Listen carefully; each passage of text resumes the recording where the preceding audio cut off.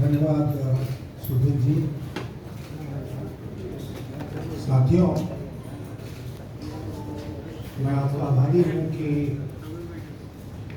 आज आप इस प्रेस कॉन्फ्रेंस के लिए इतनी बड़ी संख्या में उपस्थित। If I am not wrong, in all my press conferences, perhaps, even when I was in government, I have not seen so many friends in the media as I am seeing here today. जैसा सुधीर जी ने कहा कि आपके लिए इस press conference के बाद हम हिंदी और अंग्रेजी दोनों में जो हमारा स्टेटमेंट है वो हम रिलीज करेंगे, लेकिन कुछ बातें जो मुख्य बातें हैं उसको मैं उसकी ओर आपका ध्यान आकृष्ट करूँगा। सबसे पहले तो मैं बहुत आभारी हूँ उन सभी विपक्षी दलों का जो एक साथ आए और जिन्होंने राष्ट्रपति के चुनाव के लिए मुझे अपना उम्मीदवार चुना। अक्सर ये कहा जा रहा है कि मैं चौथा चॉइस 1, 2, 3 जब यहाँ कर दिए तब उन्होंने हमें याद किया और मैंने हाँ कर दिया। मैं आपसे साफ तौर पर कहना चाहता हूँ कि अगर मैं 10वां नंबर पर भी होता तब भी मैं उसको स्वीकार करता। चौथा तो फिर भी बेहतर है, और वो इसलिए स्वीकार करता क्योंकि ये लड़ाई जो है वो एक बहुत बड़ी लड़ाई है, और इस बड़ी लड़ाई में अगर मेरा योगदान छोटा भी है तो मैं तत्पर रहूंगा उस योगदान को करने के लिए।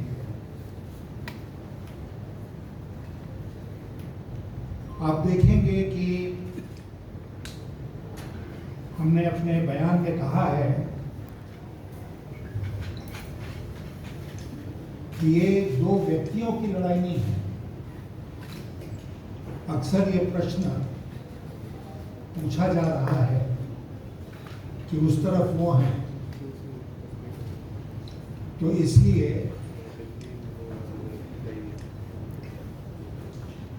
आप मैदान से हट के नहीं जाते। ऐसी बातें आई हैं। मेरे नाम की घोषणा पहले हुई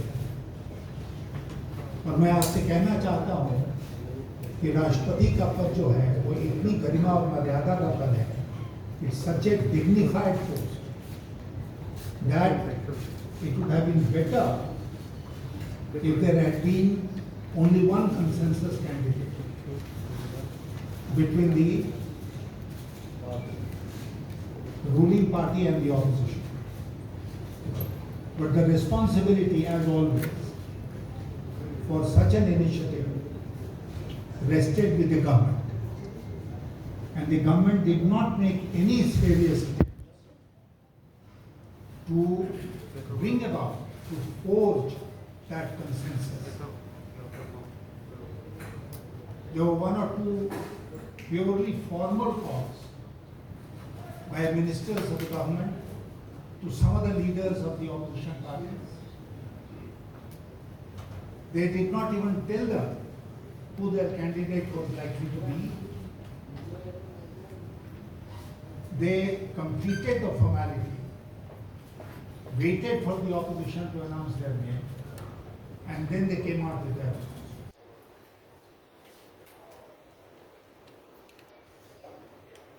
So my first charge is that the government is guilty of not trying to bring about a consensus on this highest post, highest constitutional post of the country.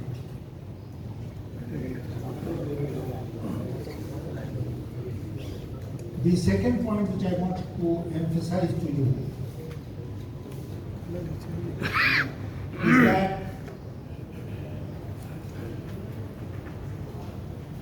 there is a post of president in the constitution. It has certain responsibilities. As you are aware, our entire constitution is based on the principle of checks and balances. And the Rashtrapati is part of that whole scheme of checks and balances. Under the constitution, he has been endowed with functions and powers to ensure that the executive of the day does not cross the constitutional limits which have been set for the executive. And if it does, then you stop it from doing so. The President of the Republic has the most important duty of advising the government. He depends on the advice of the Council of Ministers. But in turn, it is his right and responsibility to also advise the government on what it should do. There have been various occasions when, for instance, I have joined an opposition delegation to the Rashtrapati, and we have presented memoranda to him or her and asked the office of the Rashtrapati to intervene. Now, therefore, ये बहुत महत्वपूर्ण है कि राष्ट्रपति भवन में उसी तरह का व्यक्ति जाए जो इन फंक्शंस को, इन जिम्मेदारियों को निभा सकेगा। अगर कोई ऐसा व्यक्ति जाए जो सरकार के कब्जे में है, उसको हिम्मत ही नहीं होगी कि मशवरा भी हम दें, तो फिर इस पद का कोई फायदा नहीं बचेगा। और हम सब जानते हैं कि हमारे इतिहास में, स्वतंत्र भारत के इतिहास में समय समय पर ऐसा हुआ है जब राष्ट्रपति केवल रबर स्टैंप बन के रह गए और अपने संवैधानिक जिम्मेदारियों का उन्होंने निर्वहन नहीं किया। आप देखेंगे इस स्टेटमेंट में कि हम लोगों ने विस्तार से वर्तमान परिस्थिति जो है उसका जिक्र किया है। कैसे प्रजातंत्र के ऊपर खतरा है आज के दिन, कैसे जितनी मान्यताएं थी, जितने मूल्य थे, वो लगभग समाप्त हो गए हैं। जितनी संस्थाएं थी वो बर्बाद हो गई हैं और प्रजातंत्र हमारे देश में पंगु हो गया।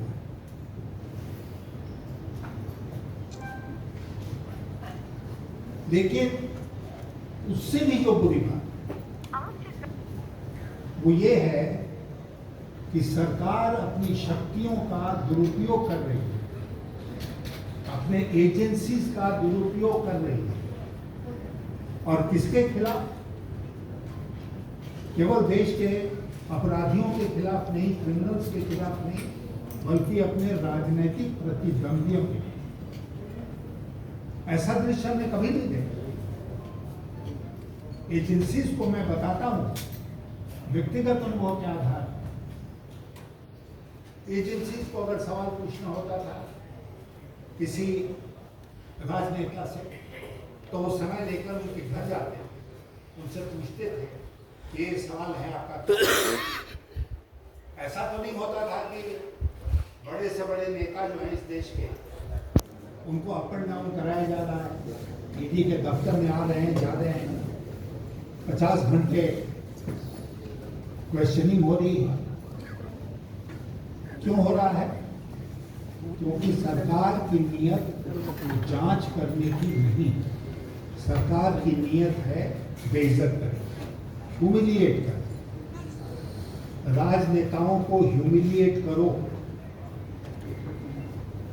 और देश की जनता के सामने ये दृश्य दिखाओ कि कैसे वो इस तरह से उतर जा रहे हैं। ये हमारे प्रजातंत्र के लिए बहुत ही दुख की बात है। किसी भी व्यवस्था में जो नागरिक है उसके लिए रास्ता खुला होना चाहिए। There must be a recourse.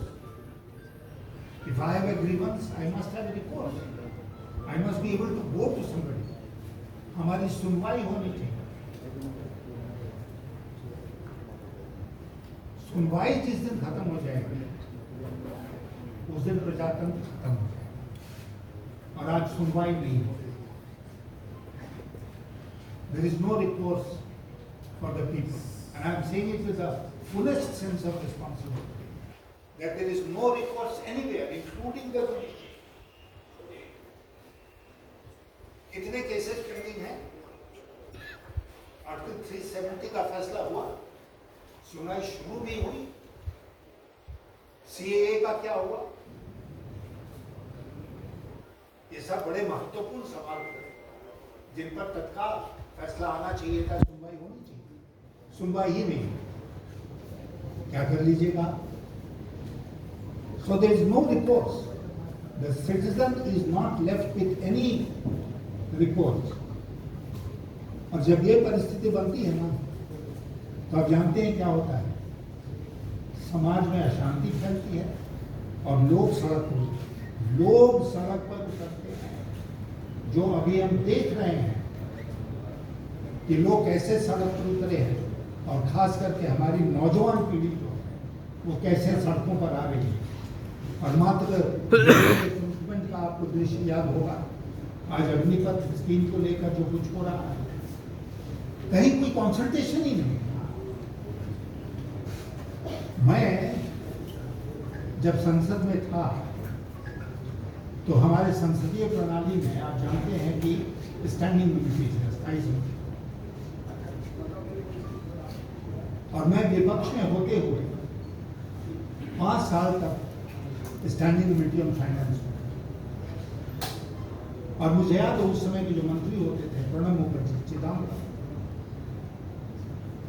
उन लोगों से लगातार वो हमसे संपर्क में रहते थे और ये कहते थे कि आप सोच समझकर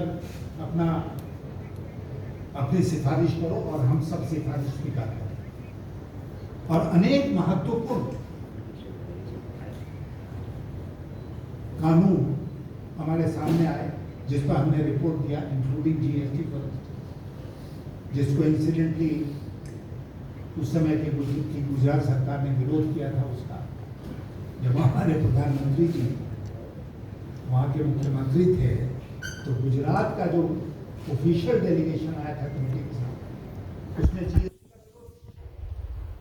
और उसके बाद GST इतना बड़ा कदम बन गया कि मध्य रात्रि को सेंट्रल हॉल ऑफ पार्लियामेंट में इसका फंक्शन हुआ। आजकल स्टैंडिंग कमेटी काम नहीं कर रही, पार्लियामेंट को भंगु कर दिया गया। मात्र 25% कानून ही जो लोकसभा राज्यसभा में पेश होते हैं वो स्टैंडिंग कमेटीज के पास जा रहे हैं, जब उस जमाने में ये 75-80% हुआ। तो where is the role of Parliament and the standing committees of Parliament? बिल्कुल पार्लियामेंट को समाप्त कर दिया गया है। नई बिल्डिंग बनाने से पार्लियामेंट में जान नहीं है। तो मैं बहुत दिनों के बाद आज अपना नामांकन दाखिल करने के लिए बहुत अफसोस हुआ। पहले कितना सुंदर दृश्य था जब हम लोग पार्लियामेंट के अंदर एंटर करते थे और वो विभक्त से कोई खड़ा हो रहा है, उससे पार्लियामेंट की गरिमा नहीं बढ़ेगी। पार्लियामेंट की गरिमा बढ़ेगी जब पार्लियामेंट्री प्रैक्टिसेस, प्रेसिडेंट्स, उनको सम्मान मिलेगा, उनको इज्जत मिलेगी।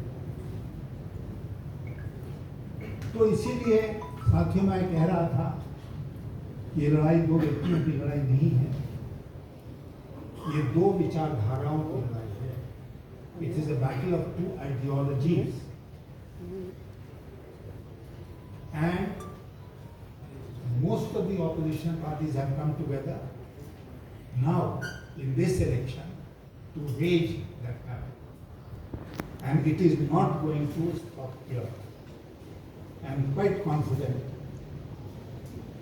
that they will remain together and they will carry the fight forward. और मुझे पूरा भरोसा है कि अंत में हम ही सफल होंगे, क्योंकि सच्चाई हमारे साथ है और हम किसी गलत कदम का सहारा इसमें नहीं ले रहे। ये और कई सारी बातें इसमें लिखा हुआ है।